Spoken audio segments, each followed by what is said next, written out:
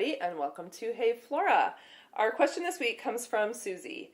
Hey Flora, when you're photographing your work, how do you pay the photographer for the time and the digital copies ready for marketing use? Per photo, per session, per month? How does it all work? I want to start by saying the one regret I have when I look back on my years of painting is that I didn't photograph well and professionally my early work. So I have probably 100 paintings out there in the world that I have no record of whatsoever. And at the time, I just I didn't foresee the need to spend the money in that way. I didn't really have the money to spend in that way. So looking back, I just really wish I somehow would have gotten the money together to document that work, because once you sell your original work, it's gone forever. So I always document my work. I have a wonderful photographer. His name is Stephen Funk. I'll put a link to his website for you guys if anyone's in Portland here.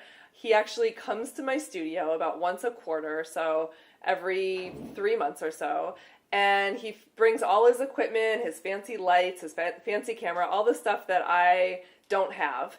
And he photographs my work beautifully and sends me the highest resolution TIFFs and JPEGs and all of those things that I need to make prints, to make products, to put the work on my website, all of the different ways that I use those images. So the way that I pay him is per painting, and that's his system. I'm sure every photographer has a different way of doing that, so it might be hourly for some people.